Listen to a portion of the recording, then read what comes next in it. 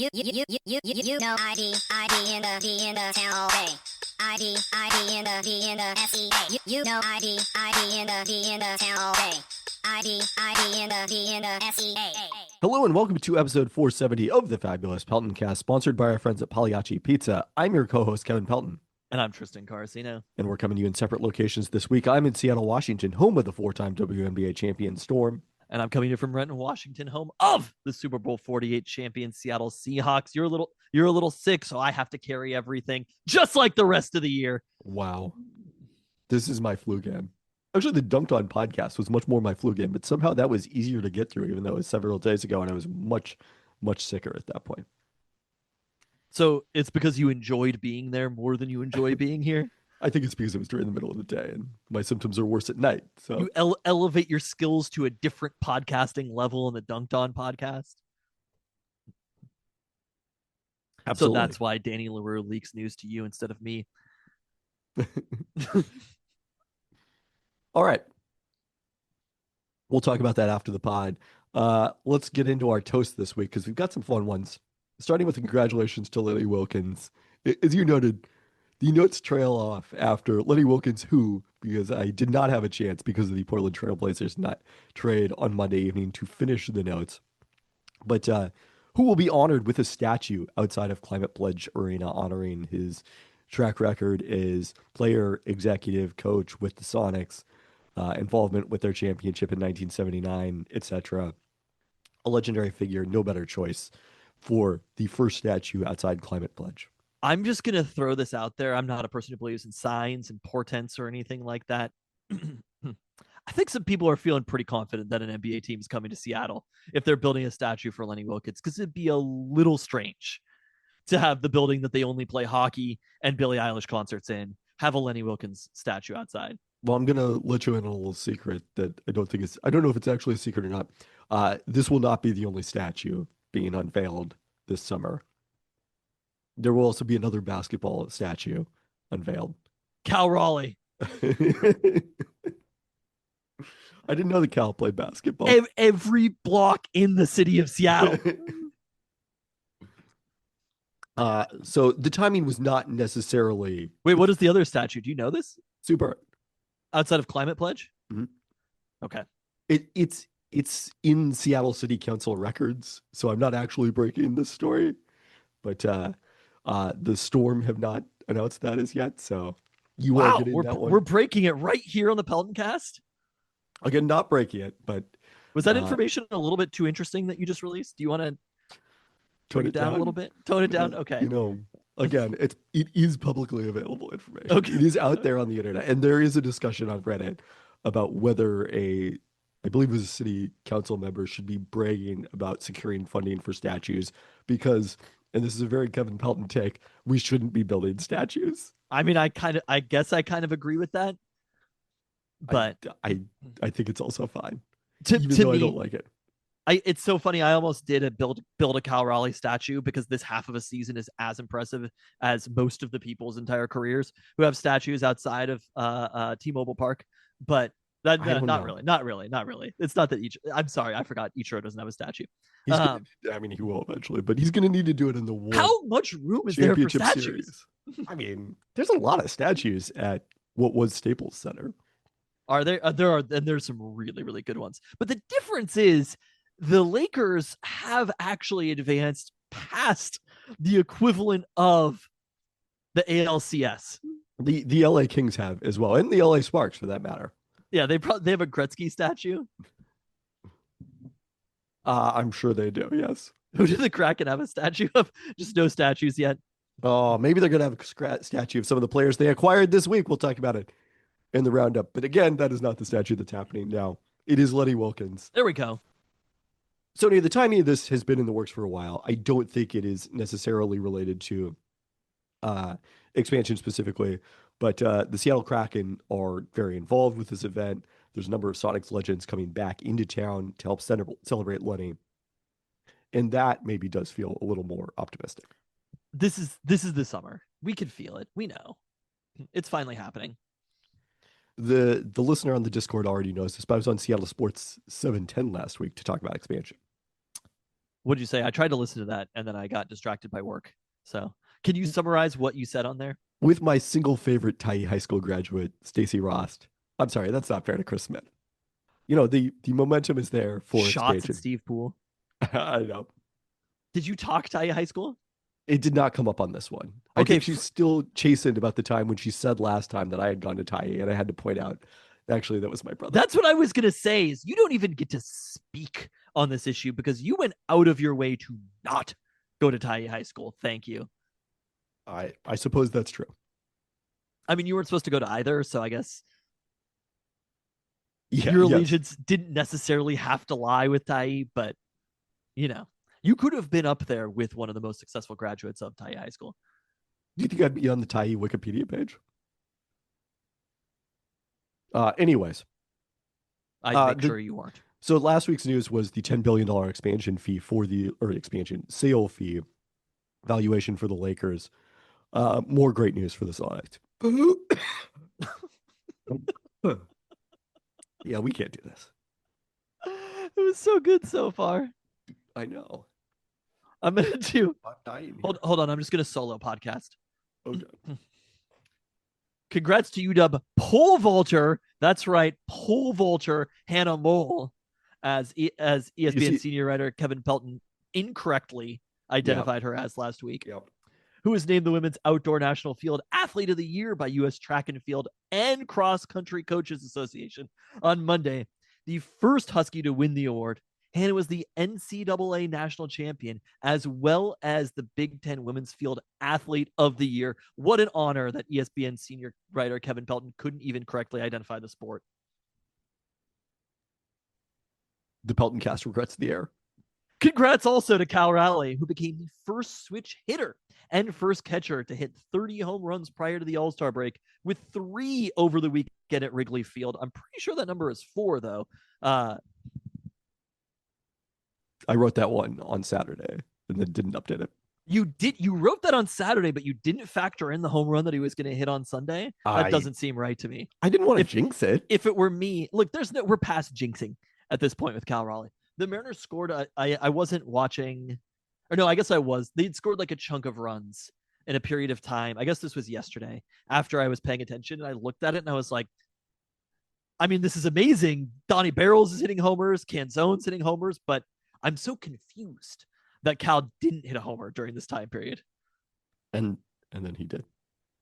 Well, no, he didn't. He had earlier already. I see. He led off scoring, but that he didn't hit another one was fascinating to me. Wow. Farewell. Also, the Peltoncast pours one out for a friend of the podcast. I would like to consider him friend of the podcast. Yeah. Mariners legend Rowdy Tellez. He doesn't know it, but he is. Who was DFA'd on Friday when the Mariners activated power hitting Luke Raley. Has Luke Raley turned the entire season around? Luke, I'm going to give a little bit more credit to Cal and the Mariners hot takes from last week. But it made losing Rowdy, because I was a little sad about this, because I felt like Rowdy was kind of putting it together. It was sort of the timing of Solano becoming the hitter that we thought Solano could be around the exact same time. And I was nervous that they were going to send Cole Young down as well. It was kind of like, I love Rowdy. I was impressed with how much Rowdy did after the first couple of weeks when you watched him, and it's just like, yeah, this isn't a professional baseball player anymore. But I think the number one thing that we have to remember about baseball is that it takes time. The entire sport. So much time. So whether that's fun or not to watch, and our expectations, like we want to see it immediately from players. Rowdy finally got there, so he'll land on a roster. I don't know if he was claimed after he was DFA'd. Was he? I don't think. I think it takes longer than that, doesn't it? Rowdy is going to end somewhere, and I wouldn't be shocked. I'm going to throw this out there. If he weren't a Mariner again this year, I would not be shocked if he was a Mariner again. So you think he might be on the Casey Lawrence plan? Uh-huh. A lot of Red Sox talk about him. About Rowdy to the Sox. I mean, I kind of makes sense with the short porch and right field. Yeah. But honestly, just cheering for Rowdy himself. And at the very least, a very fun footnote. Absolutely. What a remember a guy. Very different than the what's Tavares' first name again? Leody Tavares? Yeah, I've already. Oh. It's already out of my memory. It was that fast. It's crazy that he was even on the team. That was That like was 10, 15 years ago, right? That was a fun month. How do you intro this segment now? And now, without further ado, That is not how I do it. sorry. And now it's time for your favorite segment. That part you nailed. There we go. I'm literally just going to do this podcast on my own, whether you like it or not. You're like, I'm trying to leave. It's actually quite fun, but I do badly need to blow my nose right now. Don't burn yourself. We got Mariners hot takes coming at ya. This year has felt like it has been a century now, but it's officially summertime. I can feel something in the air. It's not ESPN senior writer Kevin Pelton's sickness. Sometimes the greatest summers happen in uncertain circumstances, the ones we talk about for generations. The summers of 67 and 69, the summer of 93, the season of record, where Junior smashed homers in 8 consecutive games. The summer of 06, where Italy hoisted its most recent World Cup, and Feel Good Inc. and Crazy by Gnarls Barkley invented the modern song in the summer. Last year, we had a Brad summer, but it always felt like it was just about holding on before the pending come down. And this year, well, because of all of this, I think the thing I can feel in the air is we owe it to ourselves to have the biggest and best fucking summer of our entire lives. We have to be defiantly joyful, because if there is one thing that they can't take away from us, it is our joy. And I could feel that the summer of 25 for us real people is going to be an epic one. The summer of 25 is the summer Cal Raleigh chased Aaron Judge and Barry Bonds. What once was an interesting nugget around the city of Seattle has gone national and is starting to get serious. Cal has already established himself as the greatest power hitter Seattle has seen since Junior. We already know to call our friends and family members when he's up. But we're getting towards breaking into coverage territory. With dingers in 4 straight games, there are already some Junior records in sight. I won't rule out that he goes yard in another 4 straight, because I don't believe in jinxes. But the Mariners record before the All-Star break is in sight, and we aren't even that close to the 4th of July, let alone the MLB record before the All-Star break. He could have the catcher record by the end of July and a real chance to sniff the AL home run record, or even, God forbid, Bonds. Whether he likes it or not, that man to me is the face of defiance. Just look at him. A 28-year-old from Cullowhee, North Carolina, who has never made an All-Star game, plays great defensive catcher, and is nicknamed the Big Dumper, could be the MLB's all-time home run leader, and he even has 9 steals to boot. And that's why we owe it to ourselves to do the most this summer. That's when I had the opportunity to stay at the Red Lion Hanford House, aka the Holiday Inn Richland on the River by IHG. That when I decided to drive to Ellensburg for a few hours to watch children's baseball. That when I decided, yeah, we should do the campfire on the sunny night over the summer. That we should go see the Mariners play the Royals on Monday. Go to Wild Waves. Go to the summer movie. Take full account of the summer reading program. Go watch the Storm play. Anything except for watching the fucking Sounders. I said yes, because this year, in the Cal Raleigh summer, we owe it to ourselves to have the best one yet. We'll always remember Cal Raleigh and the summer of 25. I think you modulated your voice a little too much. Sorry. This is like Wonder Year summer right now. That was the summer of 68. We are in historic territory. Just like 20 years ago, the Wonder Years looking back, which would have been 2005. Oh, God. Well, just wait till you get to things that happened in 2005 that are coming back that are going to make us feel old. We've got that later on in the podcast. I thought we were talking about something else. I was like, that was 2003. No, I'm fair, but no, that is not what I mean. I mean 2005 and the NBA draft that year. Yeah. First off, kudos for incorporating 2 bits from the start of the podcast into the hot take. Well done. Second off, when I hear the song Crazy, I still think of that summer in Italy winning the World Cup out of nowhere. Those will always be linked. It'll be interesting to see if there's a song that pops up that is the song I associate with Cal Raleigh. You dispute the out of nowhere? Yeah, no. When you expect Italy to always win the World Cup, it was out of nowhere because I paid no attention to soccer beforehand. So Even when I- they I don't just- make the World Cup? I just assumed that Italy always won the World Cup because the ones that I remember are 94, Oh. 98, 2006. So Real heads remember the pain that was getting up at 6 a.m. to watch Italy France in the quarterfinals in '98 and the loss on PKs in that one. that was I thought that was in the championship. No, they played Brazil in the championship. France did. Yeah, Ronaldo famously had a medical episode on the morning of the final. This is all new to you. Check out the Interesting. Wikipedia. I've often said I think it is the one of the wildest potential news stories in sports history that just really isn't talked about that much. Anyway, Wilder than somebody nicknamed the Big Dumper being the all-time home run hitter well, leader. I mean, I just don't even want to speak about what the equivalent would be involving Cal Raleigh in Game 7 of the World Series. I just We know he's already made for the moment. Kyle Raleigh's already done it. your point is Cal Raleigh wouldn't even need 7 games of the World Series. Yeah, He'd get it done this in team's 4. gotten all the way to 40 and 37. That is the funny part. The vibes are so different, and the record is not that much different. But I mean, yeah, I'm curious to see what is going to be the cultural thing from this summer that we associate with Cal Raleigh's huge season, because that hasn't happened Probably- yet. Oh, you're saying like beyond this? I was gonna say for Well, like, me, if it would be there's the a home song. runs, but No, I'm saying there's got to be some unrelated cultural event that when you think of, you put it together. do you have a song right now? No, Oh, I thought you were saying that you did. no, I'm just saying I'm very curious to see what it might be. I don't know if there is for like Griffey's 8 home runs in '93 necessarily, but It's There like are it's an other eras. anachronistic thing where it's like hypnotized by Biggie, but it actually was 2 years later. But we just remember it happening. Quad then. City DJ's The Train was the soundtrack to the summer of '95. So that does fit with the Miracle Mariners in '95. There we go. Come on and ride it.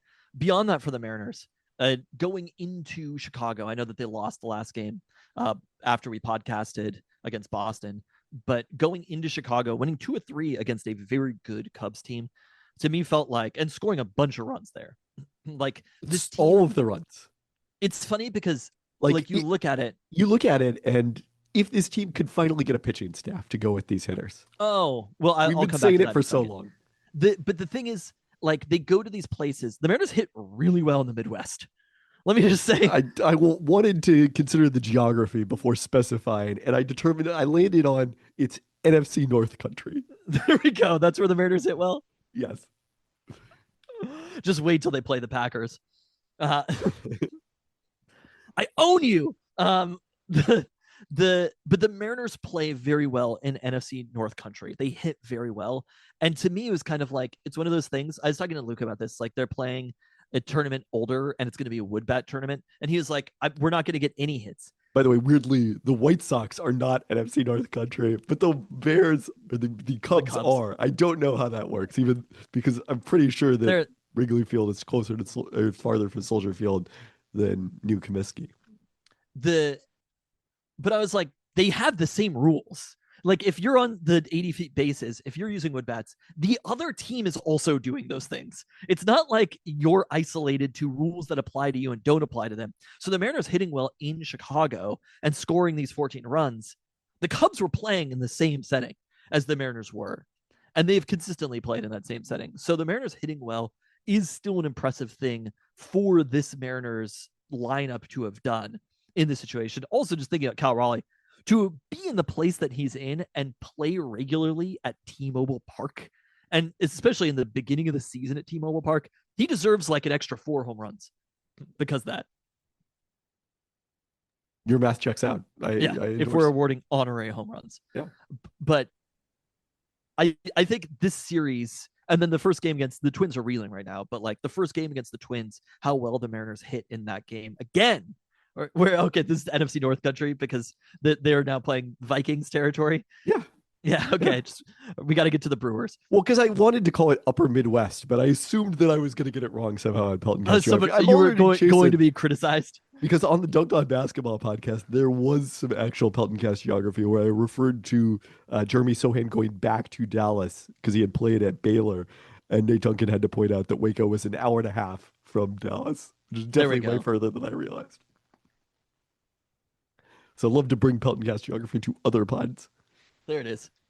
But the hitting in particular in that series, I do have some sad news. The Mariners are down to 5 aces again. Oh, no. Emerson Hancock has been stripped of ace status for the time being. I like that this is almost like, and maybe we shouldn't be talking about this now, but it's like DEFCON status where it's flipping back and forth. The minute close to midnight or whatever, where it's like, we're now at 11:59 and 59 seconds. The Mariners are at 5 aces, unfortunately, and one of them isn't even in the majors. So it's complicated. I think if you asked the Mariners if options weren't a thing and if age wasn't a thing, who they would rather have pitching in the majors, I think Logan Evans is the pitcher. Wait, what do you Hancock. mean? They've already used Hancock's year option. We went over this last year. The options are not number of times back and forth. It's just a year. So he has already been set down this season. They've already activated the option year. They can send him back down at any time. No. Oh, interesting. Then they probably, that's what I was thinking, is Hancock's older also though. So they basically like the clock on Hancock. I don't know when they last set Evans down. You have to spend a certain amount of time in the minors. It's been a while though. He's been down for a while. I don't think that's the reason. I think the clock on Hancock is like, they need to figure it out right now. He doesn't have, I mean, he's a baseball pitcher. He could wait until he's 30 and figure it out then. But like for the Mariners in this particular iteration, they are invested in Emerson Hancock becoming a very good pitcher. Yeah. It was hot. The wind was blowing out in Chicago, but the rest of the staff managed to deal with it, and Emerson Hancock didn't. The same way that like, yeah, but you know who didn't manage to deal with it? The Cubs. That's fine. This is just for demoting Hancock from a status specifically. But who did deal with those circumstances are Dominic Canzone. Right here. The amount of times I made this hand motion, you know which one I'm making, through the podcast, the amount of times I made that hand motion over the weekend was innumerable. Canzone, I kept saying this when they called him up. It was just like, what are we doing with Leody Taveras when we've got a perfectly good, the only thing that made me sad about it was seeing how good Haggerty is playing in Texas. They could have had them both. It hurts. I think the Mariners lost a game like 2-0, and then Haggerty, this might have been last Wednesday, I want to say, Haggerty just like let off the game with a triple for the Rangers. And I was like, are you even Italian, Jerry Dipoto? Wow. Emerson Hancock might not be the only person stripped of status this week. He's OPSing 790. Wow. Because Jerry might be losing some Italian status right here, right now. He's lucky, though. He's lucky right now with Canzone. And Miles Mastrobuoni also had a nice game that was Sunday, right? But getting Solano to have figured it out, again, it took time for Solano, but like you do have to give the Mariners some credit for that, sticking with him throughout this time period. If they're at June with this lineup, what is WRC Plus at? 5th in the league, something like that? I have not looked that up, but let me do it while you talk. This team and this lineup right now, I said it last week, like it wasn't just a hot take. I believe so much in this Mariners team. Do you still believe in them winning the AL West? Because the Astros seem to be pretty good too. I firmly believe in them winning the AL West. The Astros are at the point you get kind of hot, but that means you're just about to have your like 2-8 in your last 10 coming. Okay. They are in fact 5th in WRC Plus. The Mariners have already had their swoon right now, and the Astros haven't had that. So to me, I think obviously like I feel more confident in playoffs, but the Astros are just about to have that. I don't know if it's quite as repeatable for the Astros as it is for the Mariners right now. The underlying roster is just stronger for the Mariners. Fangraphs does have them at 24% to win the West, 62% to make the playoffs. But the Julio homer that he laced earlier today, Kind of went down and got it. Golf clubbed it almost. and also the defense that Julio played in Chicago, dealing with a bunch of wind out there. There was a play that he made in Minnesota as well. Julio plays great defense in NFC North territory as well. And Pete Crow Armstrong apparently does not. Yeah, no idea. It was Lost out very there. much like the Mariners, the Seahawks in the rain, the Cubs in the wind. I just left that series so encouraged about the team overall, even beyond Cal, where it's kind of like all we needed was a little bit of something else from everyone else. And instead we got a lot bit of something else from everyone else. But I think the thing that will last is if they're getting the bits from Solano and a handful of homers from Canzone. JP's played really well. Like, you look at the roster, the lineup top to bottom, all of a sudden through this prism, and you're like, I have to say to myself, this roster, aside from the one non-ace on it, no holes. I feel like the lesson, we took a lot from the 2023 Rangers. Like, having seen them at the end of that season in a game the Raiders won. The And then World them Series going on- winning 2023 Rangers. And then them going on to win the World Series, that lineup just seemed so deep. It felt like there was kind of no exit. There was no soft spot. And then, like, the Rangers, they're not that. They have not been that the last couple of years. Like, it's and Mitch Garver, who is part of that, such a deep lineup, comes to the Mariners and is not part of a deep lineup. It's like such a thin line between a deep I mean, the lineup Mariners and a not 2 deep weeks one. ago, you wouldn't have said this about, right? No, you exactly. would have looked at That's the what I'm Mariners. saying. It happens that fast. It does happen that fast. Also, this is, like the WRC plus is not it is not a lie what's happening right now with the lineup overall. There are going to be times when they're good and they're bad, but like the underlying stats Stay the are course. good. This isn't just they're getting lucky in this moment. Obviously, Cal is having a historic season beyond that, but like, we're not even talking about Cal. If the rest of the hitters hit the way that they have, anywhere close to the way that they have in the last week, they don't need Cal to be doing what he's doing. They don't have to score 14 runs a game. The pitching staff is going to get better. Again, there's no doubt in my mind. Like, Kirby still hasn't settled in. Logan Gilbert came back and it was instant. Logan Gilbert's he's the ace. He's number one. It Without did a it doubt. in Chicago with the wind blowing out. I mean, But it wasn't as extreme on Sunday, but Kirby is going to settle in. He's going to have a month where he wins all 4 games in that month if there's any sort of run support.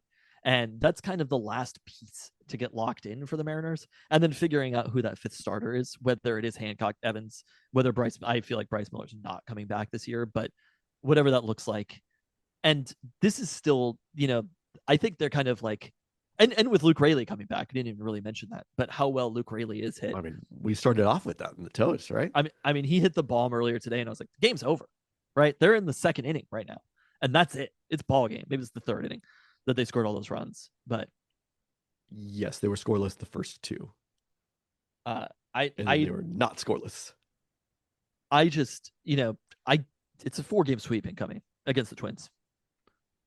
Okay, that confident. Oh yeah, that confident. Have I ever not been that confident? But All right, this is where you ask anything else on the Mariners. anything else in the Mariners? No, I can barely talk. I can't wait to hear the roundup now. You were setting. I'm me gonna. up for- I mean, I'm not actually gonna hear the roundup. I'm gonna go blow my nose because again, that's the way this has to go, right? Hold on.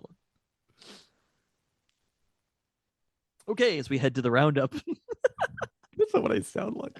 what do you sound like? What do you say? Time for the roundup. All right, time for the roundup. My favorite section of the podcast. I love paying attention during it. Starting with the Kraken, Jason Botterill began reshaping a person. Jason Botterill is the coach or GM of the Kraken. GM. Yeah, Began- I don't think I mentioned this on the pod. Lane Lambert. I saw him in person at the Storm Lynx game a couple weeks Wow, ago. Lane Lambert. That's a Head coach. head coach of the Kraken. Not as tall as you would think. Wow. Listed at 5'10". What are you, a person on Tinder? Like, I don't know. My you didn't takeaway. swipe on. What's the name again? Lane Lambert. A lovely head Lane of hair. Lambert.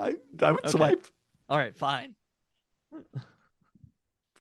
You're like you couldn't even post the TikTok meme. 6'4", progressive. Jason Butterill began reshaping the roster in earnest with a pair of trades.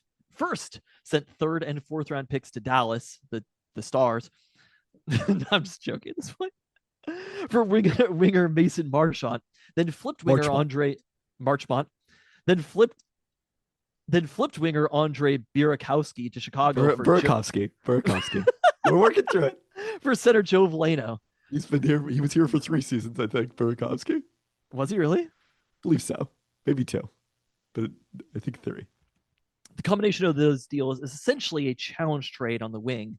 Burakovsky, who's been here for 3 seasons, totaled just 17 goals and 53 points over the last 2 seasons. Marchment, by contrast, had 22 goals each of the last 2 seasons and averaged 50 points.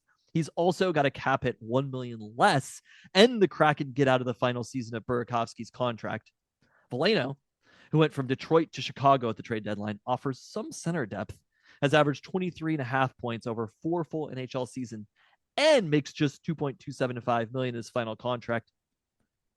Most importantly, he is Italian and speaks Italian. Amusingly grew up in Kirkland, Quebec, which is a place that I've learned of.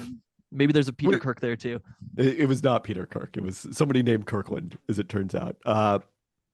When you think of Quebec, when you think of French speaking, obviously you think of Kirkland.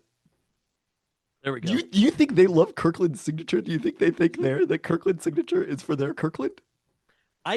Unclear. I don't know if I love Kirkland's Although signature. I guess it's... I was going to say, because to me, I'm like, Kirkland's, the only thing I like about Kirkland's signature, this is where I'm more in my element than talking about Kraken, is so anywhere, but especially Costco, yes.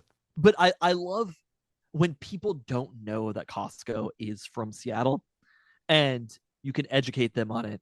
And it's like, oh no, this is Kirkland, Washington. That's what the Kirkland signature is for. Because there are people nationally who have no idea. At the same time, Kirkland's fine. Oh, what are you talking about? Kirkland is such a great brand. No. Kirkland. I'm talking about the city of Kirkland. Okay. I was like, wow, big Kirkland over here. You happy all of a sudden? You know, I believe I had a lovely dinner in Kirkland. It was my first time there in many years, earlier this year. I mean, there'll always be the Spud fish and chips. By the way, I looked up Kirkland signature, the translation into French Canadian on Google. You'll never believe it. Kirkland signature. No, signature de Kirkland. Oh, there we go. Signature de Kirkland. There you go. That's what they call it in Kirkland, Quebec. There's somebody who is like, what is that in French? And I was like, voulez-vous coucher avec moi? I took 3 years of French. There are no French names. That's why I couldn't pronounce them. I'm sure you would have. But I did typo Marchment on the MENT on the note. So my bad on that one. It's Marchment, not yes, Marchmont. Yeah. Okay. Thanks for clearing that up. All right, we'll be skipping the sounder section. Wait. Hold on. I mean, we're not going to skip the sounder section. We're going to do that. But... That was a joke. Or was it? You did skip the last part of the Kraken section, but I also wanted to know. I wanted to get there. These seem like a good pair of trades by the Kraken. Jason Botterill off to a nice start as GM. There we go. Dynamite dropping. The NHL draft is Friday. Kraken have the 8th pick in the draft. Who do you expect the Kraken to select with the 8th? Yeah, that's a great question. No, it's a great question. I assume that you've been up on the NHL draft Reddit mock drafts. Does ESPN do an NHL mock draft? They must. They must. Yeah. Who do they have? It would just be a name. I didn't even bother looking it up. We'll talk about them when they draft someone. It would just be a name? How would I know whether that's a good pick or a bad pick? How would I evaluate it? You would trust the senior writers clearly at ESPN. But with the point is not that I don't trust them. It's that that player might not be available. It just means nothing to me. It's just words. Me looking at an NHL mock draft is like a large language model looking at it. Is Dylan Harper going number 2? Is that? Yes. What do we think? Who has the second pick? The Spurs. Oh man, I like Harper. What's not to like? 2 teams from Texas and also in the Western Conference at 1 and 2. It's just like, What are we doing here? it's wild. Okay, Kevin's gone, so now we can do the Sounders section the way I want to do it. Not at all. Since we last chatted last week, the Sounders played a couple of matches in the Club World Cup. First, last Thursday was a 3-1 loss versus Atletico Madrid. They went behind in the 11th minute and were lucky it wasn't worse given opportunities Atletico offense unlocked. Still 1-0 at the break before halftime when sub Axel Witsel scored 2 minutes after coming on. Albert Rusnak pulled the Sounders back into the game with a goal in the 50th minute, but Pablo Barrios netted his second of the day 5 minutes later, and that was that. Sounders created 17 shots, 4 on goal, but struggled defensively against Atletico. Later, because of Botafogo's upset of PSG, meant that Sounders were still technically live heading into the final game of group play. They held their own earlier today in an impressive performance, but a deflected goal gave PSG the lead late in the first half. They added a more deserved goal in the 66th minute, and the Sounders threatened late but couldn't find the net. Jordan Morris got back on the pitch for the final few minutes, his first game action since April, and they've now been eliminated from the Club World Cup. Honestly, did you expect anything else? Then there's a note on here about the Sounders in 2009 versus Barcelona. They were outshot 25-4, 11-1 in terms of shots on goal. I assume this is noting something about how the team has evolved since 2009 to now. But at the same time, in the 2009 match, I'm pretty sure that was strictly a friendly, and this is an actual competitive match. Is that right? Yes. So I'm not sure if you can actually equate the two, although at the same time, I guess you could argue that Barcelona wasn't even trying and beat them pretty badly. That was my argument, yes. They're nowhere near the same level of play as these teams. Is these teams? I mean, no, but they were not necessarily, they weren't embarrassed, first off. They definitely weren't embarrassed. And there were moments where they looked pretty competitive against PSG, particularly at the end of the match. How much do you think PSG is caring about these, though? I mean, there is a lot of financial incentive to care. And these teams continue to start all their best players, which I think is, like, if you had to think of what the biggest concern about this play was. Today? Well, no, as he does not play for PSG. Who does he play for? Real Madrid? I think so, but he definitely does not play for PSG. Famously does not. Who plays for PSG anymore? Really not that many famous players. I mean, that's the other difference here is, like, you look at the names on that Barcelona team and it's like they had Messi and Thierry Henry, like, along with many amazing members of the Spanish national team. I think I probably knew that he transferred to Real Madrid, but that wasn't 2024. But PSG does not have. Dembele is probably their biggest name player, I guess. But they are an amazing team. They just dominated their way to winning Europe. They dominated Atletico Madrid in the opener of this tournament. And they dominated Atletico more, I think, than in some ways than they did the Sounders. It's almost like their fine owners from Qatar just couldn't even afford these players. I mean, I think they can afford whoever they want. That's what I was going to say. The Sounders, after the Club World Cup, go right back into You know who they MLS. can't afford is Cristiano Ronaldo. For sure. Right back into MLS schedule with a key match Saturday hosting Austin FC, which is a team that exists. I kind of knew that one. The teams are tied with LA for 5th in the West on 26 points, though Los Verdes have played one more match. The Greens Yes, have played Los Verdes. one more match. As we noted, than the you didn't Sounders. take Spanish. I did. And I took 3 years of Spanish too before I took 3 years of French. Wow. One more. Oh, you have more to say? No, fifth talking taco time. Or fourth. I did always. How sick are you? You're Talking adding. taco Are you time. hallucinating? Talking taco time co-host. Well, the guests are the fifth co-host. I'm the, seeing the double hosts are the 8 hosts. Talking taco time co-hosts. Talking taco time co-host Chris Smith once traveled to see the Sounders play I at know. Austin. I knew that. Well, this is why you knew that Austin had a team. Okay. Seattle Reign FC. Last week, they beat the Utah Royals 4-1. They scored twice in the first 16 minutes with Ji So-yoon and Matty Dalian finding the net before Utah got one back in the 31st minute. Reign broke things open with 2 Emery Adames goals in the second half from the run of play in the 66th minute and a penalty in stoppage time. They head into the NWSL break now 6th in the NWSL table and in the same spot in goal differential, one clear of the playoff line. Not bad. And Maria Damas, but not bad. Husky men's basketball. No, we got to do the Storm. Oh, there's This nothing section- there. I got nothing. This section is going to be tough. I I'm going to have to can't carry us. I can't improv it. But the Storm are awesome now. Oh, hello. Now I feel like they've been pretty good all year. I mean, they were 5-5 a week ago after losing to the expansion Golden State Valkyries, who keep winning. So maybe that's not so bad, but still. In the last week, beat the Las Vegas Aces in Las Vegas with Asia Wilson returning from a concussion. And then on Sunday, granted facing a New York Liberty squad that was pretty significantly weakened from the team that was undefeated to start the year, the last undefeated team, the defending champions. They were playing without 3 starters as Jonquil Jones out an extended period of time with an ankle injury. They missed Sabrina Ionescu in this game with a neck injury. So, it wasn't the full strength Liberty, but with Ionescu out, Maureen Johannes stepped in the lineup and made her first, I believe, 7 shots, including the trademark one-leg running 3-pointer that she loves to make. So this was a very competitive game for 3.5 quarters. Storm pulled away down the stretch, and Nneka Ogwumike was just too much. Skylar Diggins, too much.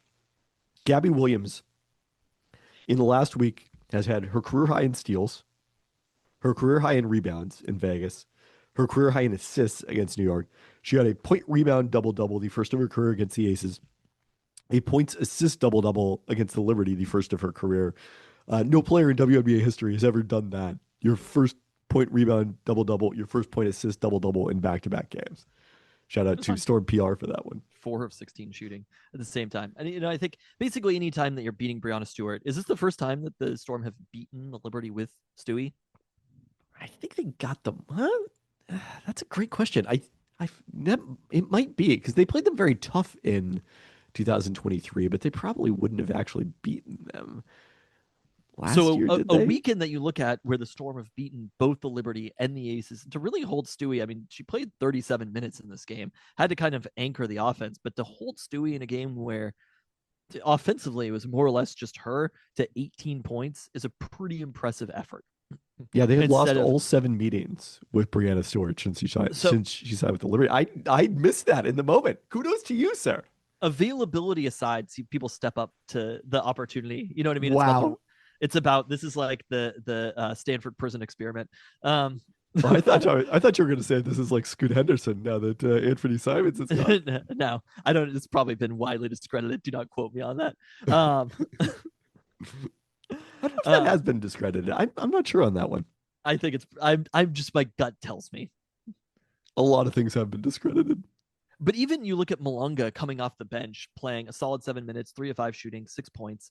Like it was nice for her to get minutes. Gabby Williams, what she contributed. The Storm did not have monster performances from anybody outside of Nneka. And it's kind of interesting to look at this moment where the Storm are 9-5, the Liberty are 10-3 at this point. Nneka Ogwumike outplayed Breanna Stewart in this game. I understand there's a little bit more full health Storm, but you have to look at the season. And there was a thing that I was critical of the Storm, which was what is the timeline? Right. And now looking at the WNBA overall, understanding that there are going to be injuries, it's a pretty wide open league. It is the most wide open that it feels like it has been. I understand that the Lynx have kind of elevated in a way that we weren't necessarily predicting 2 years ago or something like that. But no, I mean, people thought the Storm were going to be better than the Lynx last year for sure. There are beatable teams across the WNBA. The Storm are probably still right after that top tier, but I wouldn't say that their chances of going to the finals are 0% at this point, given some of these games. So I mean, they beat the Lynx again. They've beaten both of the top 2 teams. And the Liberty are going to be much better when healthy. They've beaten the Lynx. They've beaten the Aces. They've beaten the Liberty. And that's kind of all you can ask from them at this point. I mean, at this point, the Aces aren't even the team you mentioned here. They've beaten the Phoenix Mercury twice. And the Phoenix Mercury at 11-4 are third in the league right now. I mean, the only team that at the top that they haven't beaten is the Dream at this point. So correct. They've only faced the one time. But when you look The at loss these to them at home. 3 games in a row and how well NECA has been playing, some of the best of her entire career. The win against the Sparks, which is a huge win for the Storm in multiple ways. And then the Aces victory going into Vegas, the weekend Aces team, but over the weekend, back to back, beating these 2 teams who are still, I understand the links, but like they're still the teams to beat across the WNBA. And to have won both of those, one on the road, one at home, and fairly comfortably, it's pretty impressive. And then The Indiana Fever come to town. Caitlin Clark. And sadly, my fever may prevent me from seeing Caitlin Clark. wow, you're not going. Come on, you have to go. I don't know, man. I don't know if I'm gonna make it for this one. Do they come back? They do. They come back do. in August. Seafair Sunday. Huge. That is like you're the only person that is a conflict for. That is not the only person. A lot of It's people like go to Seafair. the intersection of Storm basketball and Seafair colliding with each other. There's a guy out there named Craig Montgomery who I believe is a huge Storm fan and a huge Hydro fan. Shouts to Craig Montgomery. Don't know if he listens, but be kind of remarkable if he didn't. No, if he didn't, given this pandemic. I would not assume it is remarkable for any person not to listen to this Fair podcast. Fair play. Anyways, yeah, it's a strange time for the Fever. So Caitlin Clark came back a week ago Saturday. They handed the Liberty their first loss in a game where they did have Sabrina Ionescu, but were down 2 starters. And, she looked great her first 2 games. Then they went on the road and she can't make a shot.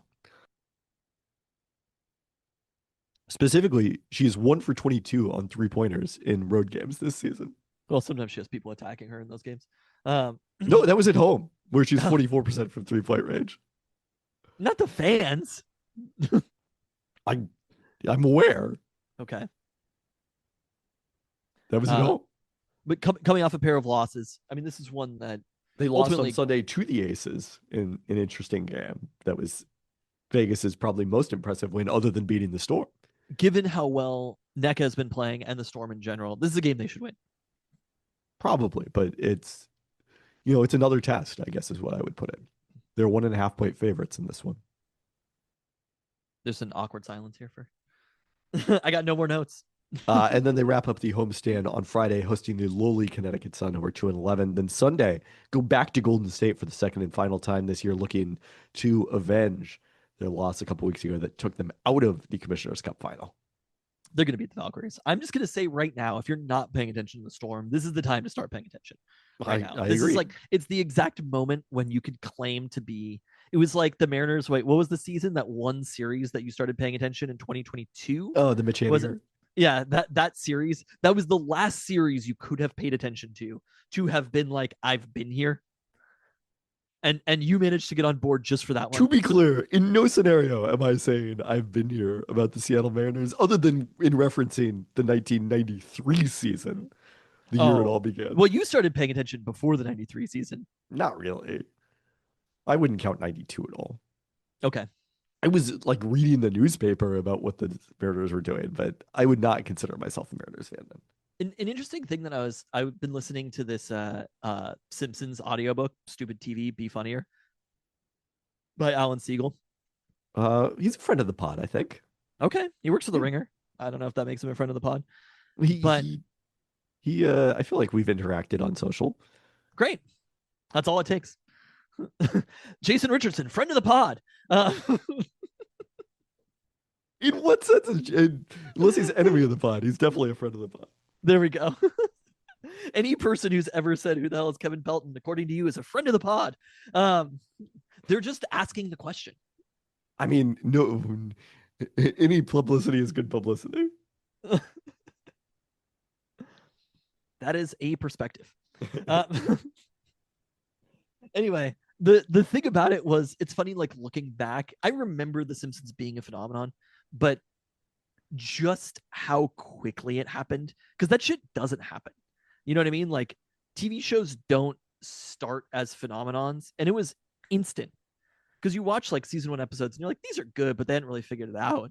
Like they didn't really figure it out. Like season 2, kind of. But that it was like a phenomenon and then got way better. Yeah, And I feel because like it was a show about Bart at the beginning, and then it became a show Yes. about Homer.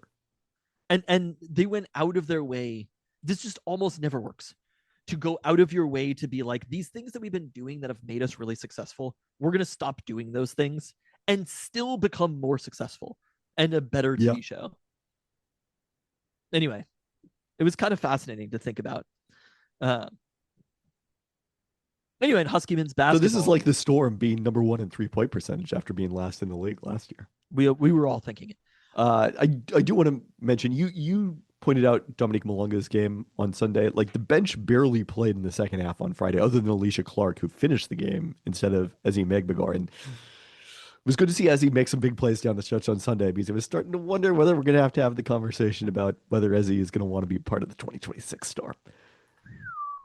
But that's not a happy conversation. I don't want to have it, and we're not going to have it. But anyway, the bench was We've much got better our on whole Sunday. best summer of our entire lives to live before then. Great point. So You Kyle have Riley's best going to have like 75 home runs by the time we have to have that conversation. In Husky men's basketball news, Brandon Roy Jr. has committed to UW as a walk-on. The 6'2" guard played for his dad at Garfield.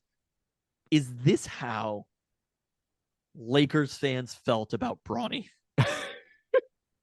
I mean, no, because they did not have to use the number 55 pick on Brandon Roy Jr. Or you're saying the opposite. 55 pick? No, but what I'm saying is, You're saying the opposite, instantly. that like everyone is going to be obsessed with getting him into games. Yes, that's not the opposite. It's the same. But the opposite means something different, not the same thing. Well, I was referring to it differently. My point was that like the Lakers' relationship with LeBron may have leveraged them into needing to use a potentially useful draft pick on Bronny. I guess pick 55 is a valuable draft pick because it's better to have the player under contract than just signing them as an undrafted free agent. Marginally, I mean, it's fair. It's not what a I big am deal, saying is that anytime Brandon Roy Jr. enters a game, I will be so excited about Brandon Roy Jr. entering that game. So I mean, I let's hope that we learn from the Bronny experience. I mean, obviously the they're UW not men's going to basketball play fan him base. that. It's totally different. It is. I know, Look, but UW men's basketball Brandon fan Roy's base. not also on the team. It's very true. With these NIL deals, though, we never know. Oh, that was my guy complaining about sports. That's pretty good, right? Kids will be playing until they're 50 in college. Like, it's also kind of sucks to be the guy on the bench where everyone's chanting your name in a blowout game, or even better, worse yet, in a close game where you're obviously not going to play and they're highlighting that you're not going to play. Sucks to be that. Yeah, I'm gonna give you a counterpoint and say it doesn't. I'm sure Bronny is just fine with things. I mean, I'm not weeping for him here. But I'm saying, I guess maybe it sucks more for JJ Redick. So maybe I'm saying what someone please think of Danny Sprinkle. Will somebody please think of the white coaches? But what also it sucks for is the players who are on the court because of the fact that they have earned the right to be on the court, and all everyone wants to see is this Bronny. is not what's going to happen with Brandon Roy Jr. He's going to play in blowouts. I agree that is not what's going to happen. I'm just saying, let's not have that happen. Look at Husky men's basketball, though. Sean Kemp Jr., Brandon Roy Jr., Alex Trempf, Donald Watts. I don't remember Alex Trempf at all. He didn't play a lot. Clearly, he didn't. I think Michael Westphal was on the team for a minute. I feel like this Pacers championship, because to us, or like to me at least, Detlef Schrempf's a Sonic. I mean, yeah, I think in most people's minds, Detlef Schrempf is a Sonic, but he's also a Pacer. Yeah. But see, he's now like, he is a Pacer during the Pacers run. And also on Parks and Recreation. Yeah, fair enough. Anyway, I wanted to get off a joke about him coming over from whatever the name of the company was. Entertainment 360? Entertainment 360. But did not get that off. All right, Husky softball. Over the weekend, added left-handed pitcher Ryan Maddox, a transfer from Arizona. Pitched 43 and 2/3 innings as a redshirt freshman for the Wildcats, making 7 starts after missing the 2024 season due to foot surgery. Big-time prospect who was the 2023 California Gatorade Player of the Year while playing with Alexis DeBoer at Clovis North. Huskies have not yet had any reported notifications of transfer, which is wildly different than a season ago. And this transfer signing with Ryan Maddox, I mean, already they have Alexis DeBoer, who is probably the best player on the team currently. Oh, yeah. But but to bring over a high school teammate as well. The DeBoer family keeps giving to Seattle, Washington. It is amazing. Like I like was trying to piece together. Okay, what? Well, I was curious because I went to Ryan Maddox's social media and noticed that there was a like retweets of Alexis DeBoer accolades, and I was like, that's before she had committed to UW. I was like, that's kind of funny. And then I put it together like, oh, it's because of the fact that they played together in high school. And think about it. She was on the same team as Alexis DeBoer and won State Player of the Year. Oh, yeah. Better than Alexis DeBoer. So Think that's about pretty wild. this, the DeBoer family. 2 near perfect seasons of football. Michael Penix Jr., all the receivers. And then after that, to have the wherewithal to move on in time for Damon Williams to be a Husky, literally everything that happened led to the greatest quarterback in the history of the sport being a Husky. You would not undo that timeline for anything right now. Also, Jalen Milrose is Seahawk. So everything's coming up DeBoer. A perfect situation. When he's offensive coordinator under Jed Fish, it is going to be a perfect circle for the Huskies. I think that offense is going to be phenomenal with both of those coaches together, in my opinion. Plus Alexis DeBoer and now Ryan Maddox. All the entire thread traced all the way back to Kalen DeBoer. You gotta love to see it. I mean, certainly number one, the difference in outgoing transfers over the last 2 years does seem to suggest that whatever happened with the 2024 Huskies was contained to the 2024 Huskies, and it was not a reflection on the state of the program as a whole or Heather Tarr's coaching. So that's, very encouraging going forward, and the way that she's rebuilt this roster. Obviously, last year was a down year, but a somewhat younger team, and you bring everyone back and add a transfer like this. I'm very excited to see what we get in 2025. And the other piece of it is, look, Alexis DeBoer, we've known this all along. Alabama's a big-time softball school. She could go there very easily anytime she wants. And she has repeatedly said, I'm where I belong. And it's very fun to see. I mean, it's not a hard choice. Come on. Okay. You could be at the greatest setting in college softball. I assume they call it that. It's a little less scenic, the Husky softball stadium. It's not a lot less scenic than Tuscaloosa, Alabama. I didn't say that. It's a little less scenic than the football stadium, just because you don't get as high to see out into Lake Washington and beyond. But it definitely is a wonderful setting. Unless, of course, you are watching the softball games from the football stadium, as is the only way we know. Or I know. No, I've been to games in the Husky. We've disputed this. In Husky football news, they unveiled new jerseys for the 2025 season. The most notable change is the addition of stripes on the jersey sleeves, which ESPN senior writer Kevin Pelton hates. The purple numbers on the road jersey now they just look Vikings. They're fine. It was just like, I looked at it and I was like, they look mostly the same. I don't care.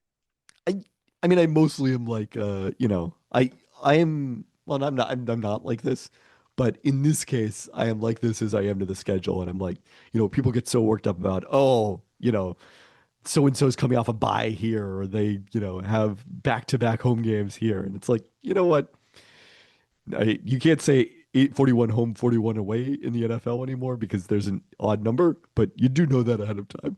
So it's whatever to me. Okay, first off, the football schedule for the team down south is not fair. It is absurd, the schedule that they have had 2 consecutive years and the schedule that we have had to play those last 2 seasons. So I do not. The only good thing about it is that it led to them being completely and totally unprepared for the college football playoff. Much like Kalen DeBoer's entire era led to Damon Williams Jr. as quarterback for UW. Oregon's entire schedule last year led to the Rose Bowl outcome. Honestly, like, it was the best way for it to have happened. So, again, time is the greatest hater. But it's indisputable. But just looking there is at Penn State. That is not an easy game. No. But to have missed Ohio State and Michigan in the schedule, and then even having Indiana at home, it's like, all right, come on. Road games are Northwestern, Penn State. which I'll accept. Rutgers, Iowa, Iowa's not an easy road game. and right here at the greatest setting in college football, I There will you tell go. you what is not an easy road game, facing the best quarterback in the country. But I'm just saying, like, they are playing. Penn State might be the best team in the Big Ten, so they may have the hardest game in the Big Ten on the road. So I'll accept that one. And it's the first, or no, I guess they play Northwestern in random September Saturday, but it is like the week after they play Oregon State. So Sometimes Northwestern can be tricky when the wind's blowing out, especially if it's 91 degrees. I mean, the whole heat stroke against Wrigley Field on Saturday, like that is no joke. That is actually like a serious cause for concern, and thankfully everyone was all right. But you never want to see EMTs called onto the field multiple times during a baseball game. Beyond that, UW Athletic Director Pat Chun told reporters the Huskies will divide the revenue sharing NIL fund to players in football, men's and women's basketball, softball, and women's volleyball. The Big Ten standard has been 75% of that fund, which will be capped at $20.5 million during the upcoming academic year, to football with 15%, to men's basketball. Wait, let me read that. 75% to football, with 15% to men's basketball, 5% to women's basketball, and 5% to other teams. Presumably that aligns pretty well with the revenue produced by those sports. Is that what the Huskies are going to do as well? Or is Pat Shun saying that they're going to divide it equally? Did not delve into specifics, and those are not at this point subject to FOIA requests, so we will not know, but I think it's a reasonable guess that that's what they're doing. It's going to be 75% to football. They have Jed Fish has said 75% to football Of that 20.5 million. That's Correct. not the only money that can be spent on NIL, though. Players can still go get sponsorship deals and third-party deals or correct, whatever. but what has changed now is those have to be based on kind of the value that they are providing. And there's a clearinghouse that is going to oversee this. And there's lawsuits involved with everything. So who knows how long it's going to last. But the idea is like it's still okay for, AZ Fudd to do a national commercial for Under Armour through Is AZ association Fudd with good, by Stifco. the way? Yes. I literally learned of her yesterday when I How? You didn't learn of her via when her relationship with Paige Beckers. That's how I learned of her. but you didn't learn of her when she was the leading scorer in the national championship game. Is she going back to UConn? She is going back to UConn. Yes. What class? She I mean, I'd have to look up. She has at least 1 year remaining. She maybe could have 2, depending on injury waivers. Okay. There's a reasonable chance that AZ Fudd is a member of the 2026 Seattle Storm, given their draft picks. Wow. Okay. Is she who is the clear number one? There is no clear number one. There's a Spanish prospect that people are very high on. Flau'jae Johnson will be up there. Olivia Miles again. Lauren Betts from UCLA. So a lot to be settled next year. And AZ Fudd hasn't been healthy really at any point throughout her college career, but if she can put together a healthy senior season, she has the talent to be the number 1 pick. I don't think that's unrealistic. So. All right. Yeah. Yeah, so she's very good. You should have known about her a long time ago before she was sitting courtside to watch Paige Beckers play. I mean, what were you alerted to the fact that she was wearing a Mystics jersey belonging to their injured rookie Georgia Amore, and it was like awesome to see the support.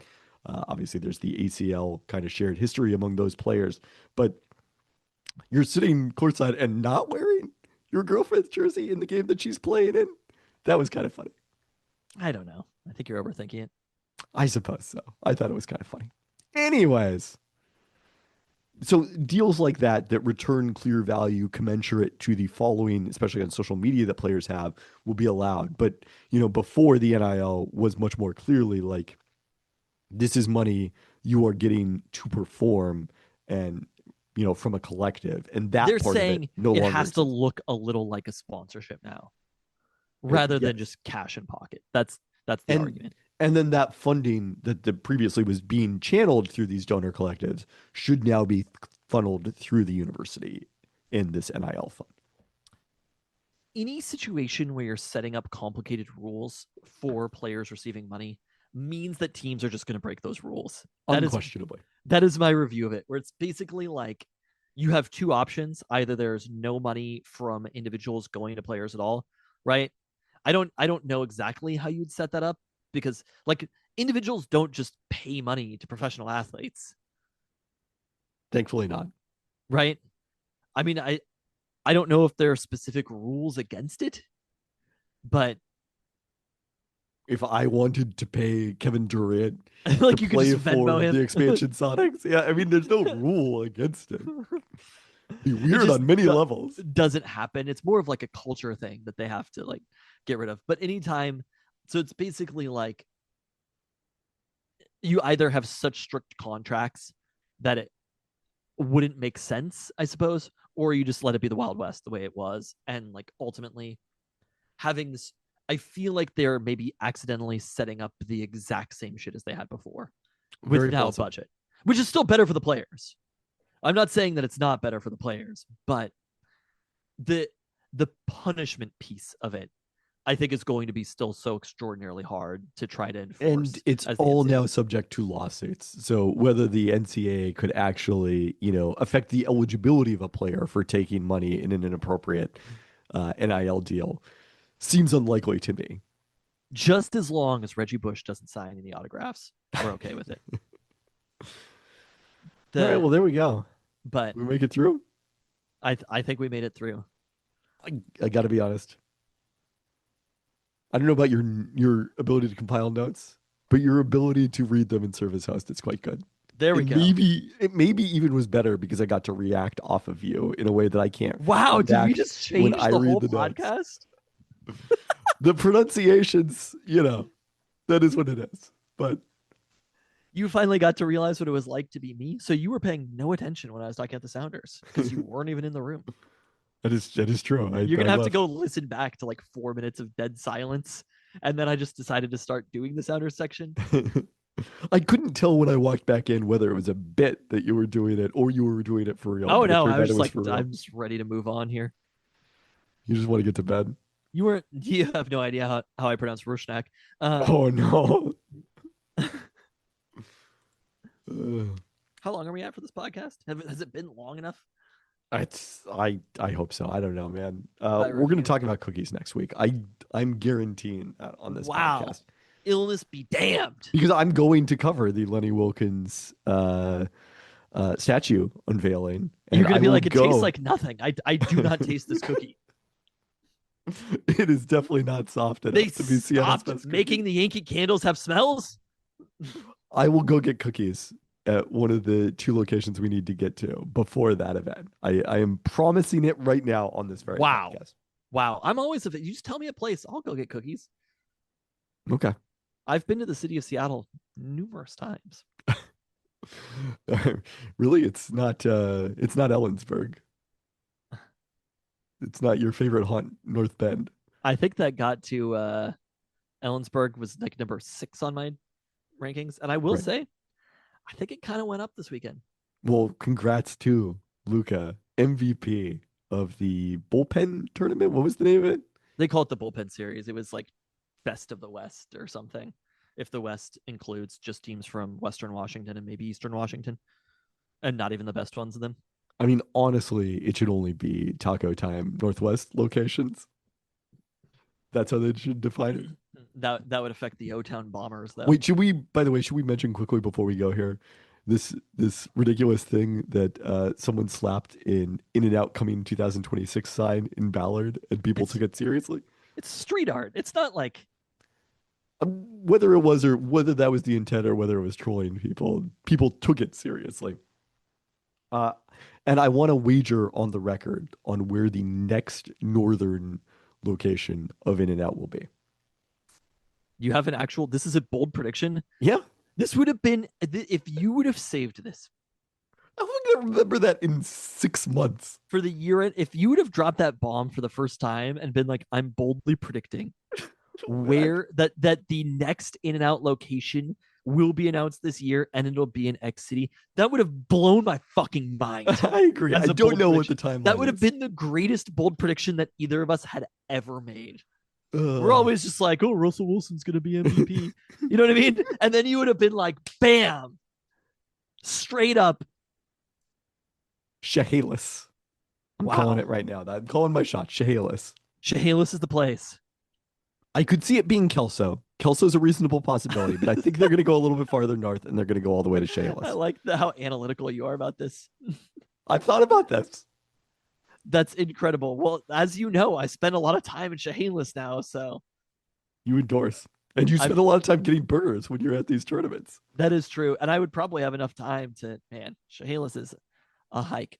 I guess not as far as we have to go now. But wait, so has there already been one announced in Washington State? Yes, Ridgefield is opening at some point in 2020. It is Ridgefield. Okay. Yes. To me, I think of that as kind of Kelso, but I think you're probably right that they're basically like, what's the point of going to Kelso If you're already in Ridgefield. if you're already in Ridgefield? Like those people can travel that distance.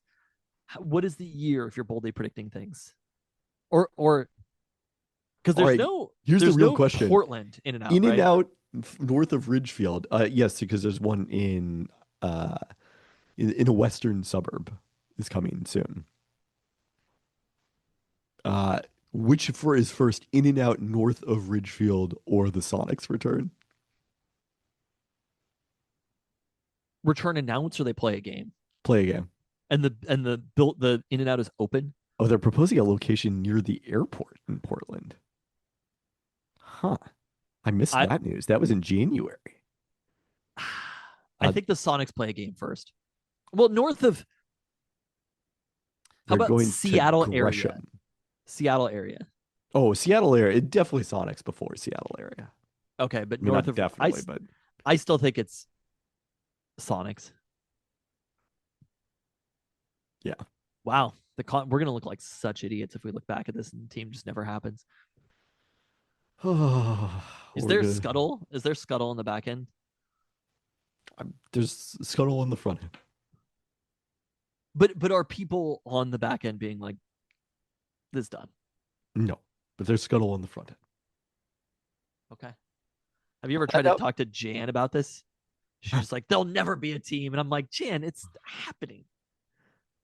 Like, cool off. Wait, I had one more. How long do you think it'll be before it is not interesting to go to In-N-Out anymore? Ooh, good question. Never. You're so wrong. You're so wrong. I mean, I have in-laws in California, in the LA area now. My naive summer child. Do you think they are not interested in going to In-N-Out? Like it becomes routine, or it's not, or like it's like passe. It's not special. Not that it's never not going to be good, but that it's not special. Okay, because I agree it is not special to get Chick-fil-A at this point. I mean, obviously there's a lot of other reasons that go beyond that make it not special to get Chick-fil-A, but its availability. It's happened to everybody. Let me just say, In-N-Out, if you think you're different, you're not. Time is the greatest hater. But it's happened to Sonic. But that doesn't mean it doesn't mean they're unsuccessful. Like Chick-fil-A is still doing great in South I'm Center. not saying that they're unsuccessful, but the brand is a little hurt by it. Availability makes something less interesting. I'm sure that they don't care the point of capitalism. I just thought In-N-Out was better than this. I almost don't want it. Wow. Because the product take. tastes better because you know this better than I do. What is because the thing you're going that we when love it's sunny? to do the most? No, not because you're going because it's sunny, because you're going because it's hard to get. You can't have it all the time. The thing that you and I love the most is the complicated food to attain. I don't know if I would go that far. Food tastes the best when it's complicated. I think sometimes there is, we've talked about a trade-off. We talked about this with the donut place, which now I'm forgetting the name. Good Lazy? No, the original, the one in Flower Box? Yes. Okay. That if Flower Box opened up a bunch of different locations, the quality would inevitably go down. And I don't think that's the case with In-N-Out. I'm not so sure about that. I have not noted that in my In-N-Out experiences. Voodoo Donut was the same way. I'm like, I guess I'd have a donut. It's fine. I agree it would become not special. Yes, I concede that point. Here's what I'll say. The more available something is, the higher quality it has to be. It has to stand more above the fray, and I'm a little concerned. In-N-Out is good. You know that like we went to, I mean, I don't know, maybe you didn't. I multiple times went to Cali Burger to get like knockoff In-N-Out That's burgers. because there isn't an In-N-Out here. Yeah, but I'm saying Oh, did I tell you about the like knockoff In-N-Out that I went to in Yes. like Tacoma area? Did we talk about that on the podcast? I don't know. I What don't is I that think place that was called? I think that was an offline conversation. Was it called East West Burgers? But I'm saying if you're willing to do that, you're willing to You're willing to do that because you don't have one here. And But I'm saying I would still go to the In-N-Out repeatedly. Like obviously the knockoff is not going to be as good a quality. It's called Out and About Burgers in Out and Puyallup. About. I was in Puyallup, huh? You know, in classic Peltoncast geography, you don't even I know I where you wasn't. are. I'm remembering now I was in Puyallup. I just have been when you go to so many places throughout Western and mostly Southern Washington, that many weekends, they kind of start to run together. Are there two different locations in Okay. Huh. My review of it was fine. Like I think that's the thing. Maybe I've fallen out of love with an In-N-Out burger. But like if there was a Dick's there, I would have chosen Dick's instead of that. I'm actually way in on Dick's burgers right now. Just a cheeseburger. I never used to like really love the cheeseburger, but now I'm like Dick's cheeseburger I would eat a million of those. It's really nice if you have a deluxe and a cheeseburger because they're just very complimentary. Out terms and of about burgers sauces. though, like how about this? This AI overview. It says that Chet Holmgren is Mike Holmgren's son. Some users find the burgers taste. The thing about the AI overview is it's literally just like Google searches compiled, and I'm like, why does it's not AI? Like you wouldn't call a Google search AI, right? No, AI is branding. of course. Some users find the burgers tasty and reminiscent of In-N-Out's flavor, though some mention the fries can be greasy or overcooked. Same with In-N-Out, if we're being honest with ourselves. Of course. If I was in Puyallup, I wouldn't go back there. Not because of the quality of the burger, like it's fine, but I'm just like, it was fine. Okay. All right, I am still sick. I need to go to bed, get my rest. So And on that note, it's not because we're feuding. Thanks for listening. but we are feuding. I mean, yes, Thanks. that's just unrelated. Manage things for a living, and that's what I'm doing right now, sir. Are you? No, sorry. I didn't modulate my voice correctly enough. That's what I'm doing right now. Again, no one said you had to show no emotion. It's just you want a limited range because when you go high and then low. I think your range is getting a little bit out of you're getting into the red range wise. That was really close to interesting. You have to stop right now. When are we gonna actually start the podcast? Wait, okay, so are we going to talk about the Blazers trade Yes. post podcast or during the podcast? Let's do it post podcast. Okay. How about right now? Okay. Because we're post podcast. I was like, I got the notification about it, and I was like, Drew Holiday got traded I'm seeing double 4 Crusties. Like, Drew Holiday is back with the Blazers.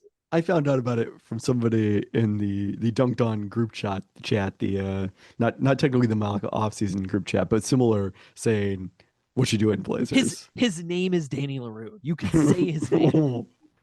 You know, I didn't want to call out the specific member of the group chat. Could be any of us. It could have even been me. What you doing, Blazers? They didn't like that trade? I did not like that trade for the Blazers. Are they trading for Drew Holiday to play Drew Holiday, or are they trying to trade him again? They're trading for Drew Holiday to play Drew Holiday. Yeah. Are the Blazers going all in on 2025-26? I mean, they're not going all in. They have not given up any of their draft picks besides the one they still owe Chicago from the trade for Larry Nance Jr. I'm pretty sure. So they literally, what did they get in return from Boston for Drew Holiday? They got Robert Williams the third and 2 first-round picks, I believe. Did they One turned at of least them, to Denny, right? one was part of the Denny Avdia. Yeah, no, actually, I think it might have been the 2 picks that they sent in the Denny Avdia trade, but I'd have to double check that. So they turned Drew Holiday into Drew Holiday. No, they turned Drew Holiday and Anthony Simons into Drew Holiday and Denny Avdia, which actually that's a pretty good deal if you think about it that way, I suppose. just And a Robert swap Williams. of Simons for Denny I mean, Avdia, Denny is awesome. Like that trade, there should be no complaining about. minus 2 years of age of Drew Holiday. Right. Yes, that probably being the key part here. Is the thinking that the Drew Holiday is going to mentor Scoot, kind of, or? I think there will be an element of that, but I think the main thinking is that they're going to try to win as many games in 2025-26 is they think they can. So, okay, what is the lineup then? What did you grade these? Who did you bestow a B plus on? Nobody got a B plus here. Wow. Do you intentionally not give B pluses now because Absolutely not. I give a B plus to the I give a B plus to the Rockets for the Kevin Durant trade. that was a solid B plus for you? Oh yeah. I mean I put it in the Discord. I did the thing. Well, good No, for actually I you. believe I put in there. He said the line. He I said the believe. line. Yes. This is the B plus. What did you give the Suns for that one? B. Okay. I saw that, and I don't know enough about Jalen Green to have any opinion on the trade. But to me, Durant kind of feels like poison. He's like one of those players that has gotten to the place where it's just like, I don't think things are going to go super well for you if you have Kevin Durant on your team now. Am I wrong about that? No, but I do think the place that he makes the most sense is Houston. Because the main reason things are not going to go super well for you is Kevin Durant makes a lot of money, and And they like have cheap players. he's still very good, but he's not one of the very best players in the NBA anymore. But Houston has many players who are worth more than their rookie contracts, so he fits well there. Okay, so the Blazers, what did you give them for this trade? A C minus. Ooh. Does Simons have value? Because I feel like they would have tried to have traded Simons. I do think part of the reason that this deal looks the way it is in terms of the second round picks in the deal are going to Boston rather than going to Portland here is because Simons did not have that much trade value. How many years are left on Drew's deal? He has 3 years remaining. Oh God, that's kind of a lot. How old is Drew? He is 35. So his last year of the contract, which is a player option for $37.2 million. Done. I'm reporting right now. He has accepted that option. I mean, there's a scenario where the Blazers could negotiate the Dunked On special, where the Blazers could negotiate a smaller, longer term contract with him instead. So I won't guarantee he picks it up. That is a pretty curious one, but it's not a salary dump in terms of Simons. Not exactly, I wouldn't say. I mean, they could have just let him walk after the season. He only has 1 year left on his contract. They would have had cap space next summer. Yeah, but what does that cap space mean? Anything? But then you get someone like Drew Holiday. That's what cap space means. Well, they think they can win a little bit more next year. Yeah, but they shouldn't be trying to win more next year. Where could Why they maybe make the though? playoffs as the 7th or 8th seed? Oh, They they're should making the playoffs. They Don't should you be think? trying to win when their good players are at their best. Or when their young players are at their Can the best. Blazers 2 timelines it? I mean, it's not even 2 timelines They because don't Drew have Holiday isn't good enough to be a timeline. The Correct. timeline is Tumani Kamara. We know. Or Denny Avdia.